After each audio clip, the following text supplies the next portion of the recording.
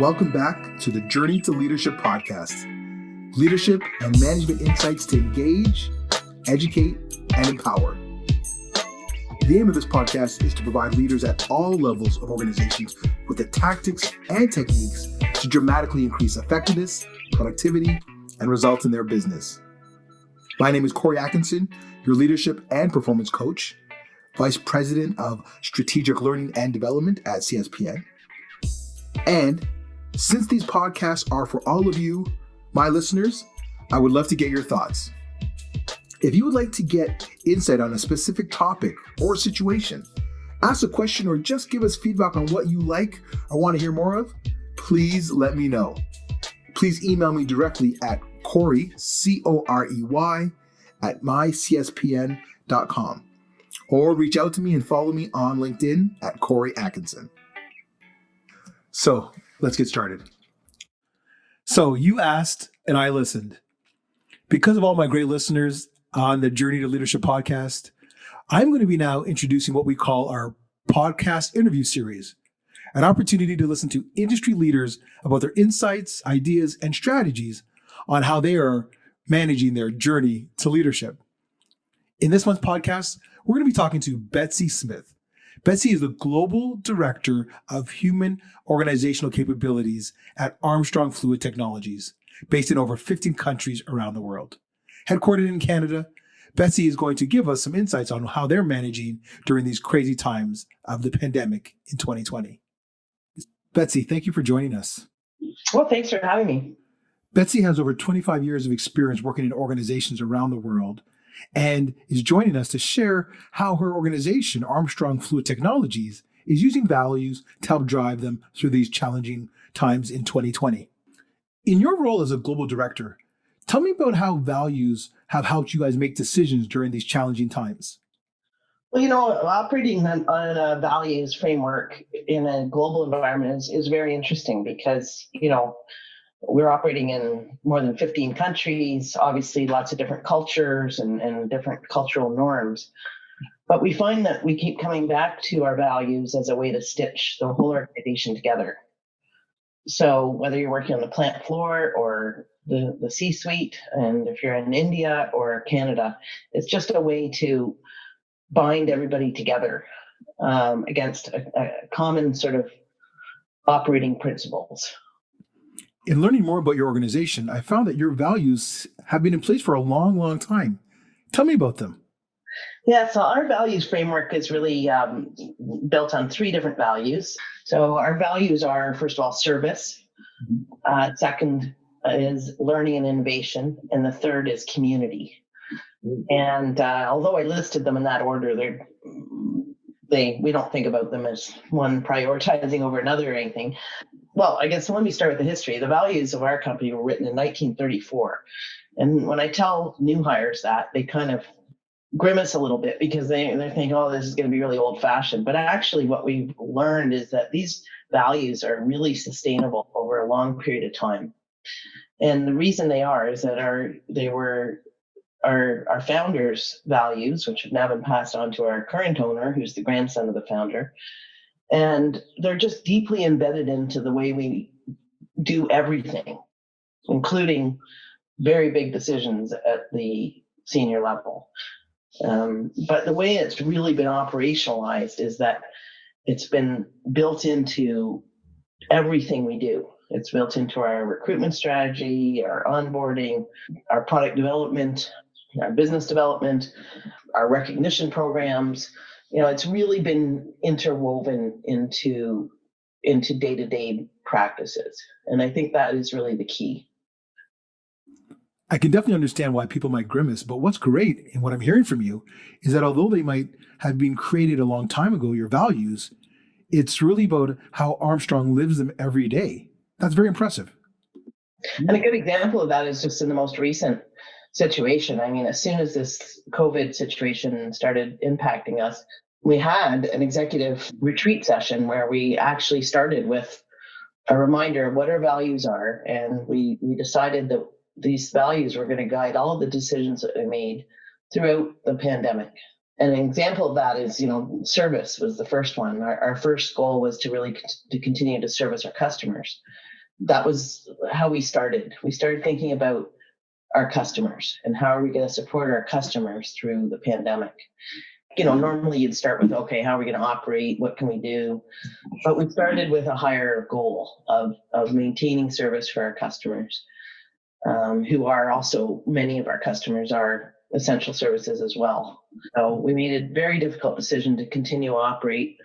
Our factories have not stopped running. It's not been without a lot of hard work. We obviously had to put in a lot of things into place to keep running, but it was kind of all driven by that overall sense that we had a duty to our customer. So tell me how you guys managed that. How did you and the leadership team help the rest of the organization buy into the idea that this was the right decision? Because I'm sure many people across all of your locations around the world had different types of fears that you had to deal with and communicate through. It was challenging because we're not an obvious essential service. Like, we're not making food or medical supplies or directly working in the healthcare industry.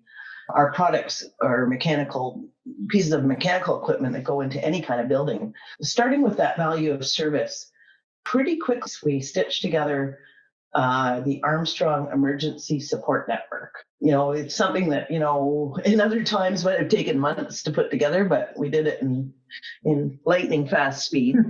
And, it was our way of also helping some of our suppliers make cases to their local government about why they should stay open, because they had to supply us. But we just really quickly realized, and actually tying in our other value of community, we knew that we had an important role to play in the community, because our equipment is used to support essential structures like hospitals and data centers. And we're actually been tasked with a number of new projects around some of the temporary structures that have been going up. But we really had to make that story clear to our employees. It wasn't a clear line between us and an essential service. We had to kind of make that connection for people. But once we did, we were really pleased that employees just got on board right away. And it was actually it became almost a real unifying vehicle for us, using, again, it gave us another chance to remind people about our values, but it also helped bring our community together to support the customers. And it gave everybody a very strong sense of purpose. And when something like this happens, you really, as I'm sure you've noticed, it really divided the economy between essential service and not. And being deemed an essential service just gave our employees a great sense of purpose. And I think if we hadn't built that around our values, it would have been a very tough thing to communicate. Wow, that is really impressive, Betsy. You definitely use your values to guide your decisions. Obviously, the values then really play a big role in how you guys manage. It sounds like you have a lot of disciplined processes around using values. Share with my listeners then, what makes you proud to be a part of the Armstrong team in relationship to values and values-based leadership? Well, I go back to my own interview 2 years ago with the chairman of the company, and and we're fine tuning this, because a lot of things do need to be updated over time. Yeah. We have an assessment tool we use to assess values, like individual personal values, and we try to align it to our company's values. Mm-hmm. So that's kind of one filter. But my own interview, I remember being very surprised to be asked a number of questions that had nothing to do with being the head of HR. They were more about how I make decisions, how I think, what are sort of my natural inclinations. And they were really questions designed around, trying to determine if my own values were aligned with the company's. Mm-hmm. So it started right there. Now, having said that, we are working right now on updating our recruitment processes, and we need to do a little bit of more modernization than anything. The concepts that we've used are all right. It's just, we just need to kind of bring it up to today's market a little bit. Okay. But, it starts right there. And then, we have a values onboarding module that all employees have to watch.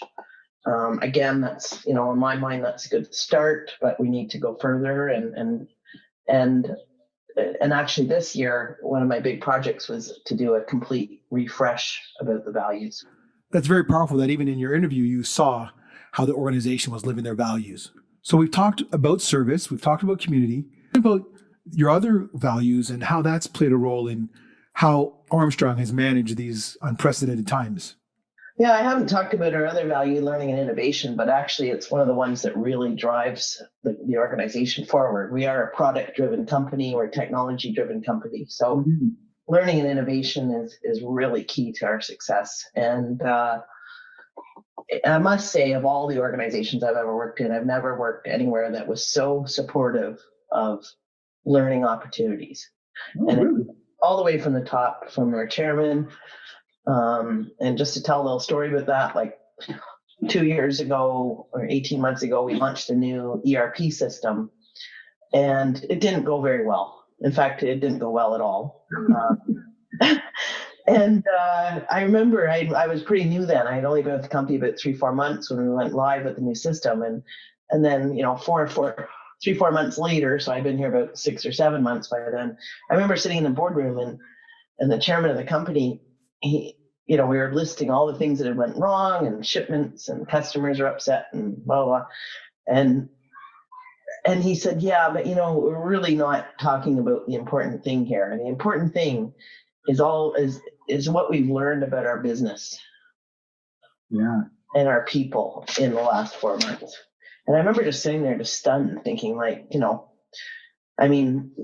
most companies would be focused on how much, cost we had spent and, impact on business and everything. But he was really focused on what we learned. And for me, that was a real turning point. I thought, wow, this value is not just something that we post up on the wall. This is real. That is amazing, because very seldom do we actually hear somebody supporting the fact that we've learned from our mistakes.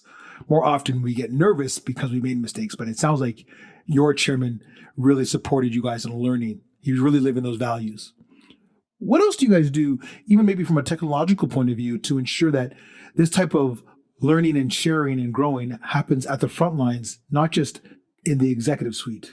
Well, we have an online learning academy called the Armstrong Learning Academy that we're pretty proud of. It's under some renovations right now, but again, it's not, foundationally it's quite sound. It's just needs some updates.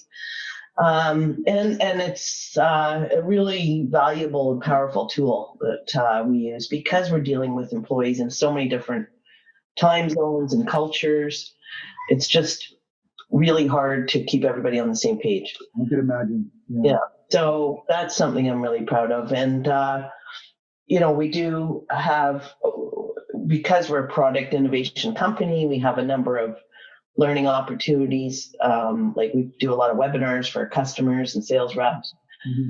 And that in itself gives a lot of our younger engineers an opportunity to test themselves out. It's great, obviously, for customers, but it's also great for the person delivering the webinar and their learning as they're teaching. In each country, we really operationalize the learning activity and value around what we call our regional sales enablement centers. This is where our proposals for our customers are generated, but it's led by our engineering teams. We created a hub in each of our major centers with like large touchscreen TVs and, collaborative learning space. And it's really where, people come in to learn. So we have product engineers that'll come in and do a session that's either just live for a small group or it's a broadcast. So definitely all of your values, service, innovation, and community all come together in these hubs. That really says a lot about your organization and how you guys live your values. Very impressive, Betsy. So what advice or recommendations would you give to leaders listening to this podcast and thinking about how to bring values to the forefront of the organization, help them use them as a guiding light, and where to start to make it work and be successful at it? Well, I would say that, as a main thing is to make them actionable. I've worked in organizations that had values that were a poster on the wall. But the really important part is that you can really explain to people in pretty simple terms, hopefully, what are the actual behaviors that we're looking for that are associated with each value. One of the ways we do that is that we have a full 1/3 of our performance review process is based on values alignment. So, for example, so we actually spell out for people what are the behaviors or actions that we're looking for to be demonstrated that connect back to that value. So just as an example, our value of service, which we define as service to the world, who by reason of such service will become our customer. That was written a long time ago. But I sort of set out 3 sort of real actions that people could think, and connect to their day-to-day job. For example, our 3 actions for those are act courageously and be committed to delivering an exceptional customer experience. Number 2, think of the customer first with a sense of urgency. Outside in, we call it. Think outside in. And 3, set clear objectives with focused actions and measure the results. Honor commitments, own things to closure. So those are just sort of some of the behaviors that it makes it easier to connect and explain to any employee, from the shop floor up to the executives, what specifically we're looking for. And usually when you do that, people can then of how that connects to their work. I really love that, Betsy, because that's what it's all about. Understanding what behavior I need to do to live the values really makes it crystal clear for everybody at every level to know exactly what they need to do to live the values to support the culture. Great stuff. Yeah, I always use a statement like by. So, demonstrates the value of service by acting courageously, by thinking of the customer first. And that helps make the connection. Well, I want to thank you, Betsy, for joining me on our Journey to Leadership interview series podcast. You've given my listeners lots to think about and a real great example of how an organization can use values to help guide decisions when things go great or when things go a little bit crazy as we try to all find our way through this pandemic. I'm actually very interested to see how you continue to do this as we all try to get back to normal, whatever normal looks like, in the next little while. Yeah, well, actually, we're using our values to actually, right now, I'm shaping our reopening plan, because I mentioned our factories kept going, but we did obviously we emptied out our offices and learned to work in different ways, as did everybody. And now that we're we're putting together our reopening plan, we're actually going back to the values: service, community, and learning and innovation, and using them to both convince people to come back and really guide the way that the community value has guided everything we've done in the last 3 months. Like, it's just been so predominant. And I think that that's really what's amazing about this time, is that as much as it can be challenging for all of us, it really is bringing us together. And you're seeing it from the Nike giving away socks and shoes to our people working in healthcare, and of course, McDonald's offering up free food as well. Community really makes a difference. I think that's great that you guys are also doing it in your own way at Armstrong. Yeah, well, we've kept 1,200 people working through this whole thing. Well, this has been great. Thank you so much for really giving us some things to think about around values. And it's been even great to hear how it's even impacted you personally through your hiring experience and through just the way that even your chairman and everybody within the organization lives and breathes the values of Armstrong. Really a great model for all of us to follow and learn from in our own organizations. Once again, Betsy, thank you for joining me, giving me your time out of your busy schedule to share these insights and perspectives on what we all can do. Oh, you're very welcome. So that was my time with Betsy Smith, once again, the Global Director of Organizational Capability at Armstrong Fluid Technologies. Betsy obviously shared with us some great things that they're doing in the way of values and how that lives at every level of the organization. Very inspiring and very helpful for all of us in these challenging times. If you want more information about what Betsy shared with us in our interview, or would actually like to be a part of our podcast interview series, please reach out to me at any time. Love to have you on the show. That is our podcast for today. Please connect with me through our website, mycspn.com, where you will find information about our customizable learning and development options, our consulting, and our upcoming events and client success stories. All of our podcasts are on our archives page, so please go there to see what else we've been talking about. And as well, you can reach out to me on LinkedIn or email me directly at Corey, Corey, at mycspn.com. I love getting your thoughts, comments, and questions.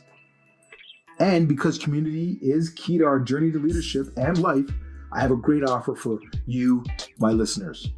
When you email me feedback on our Journey to Leadership podcast, I will send you my CSPN Gotta See This reading list. It's a collection of books, articles, blogs, infographics, and more that my clients and I have found extremely helpful for maximizing leadership, implementing management strategies, and delivering memorable experiences for clients and customers. So please email me your feedback and I will send you the list immediately. Once again, my name is Corey Atkinson, your leadership and your performance coach at CSPN. I hope you really enjoyed listening and look forward to seeing you on your journey to leadership. Have a fabulous day.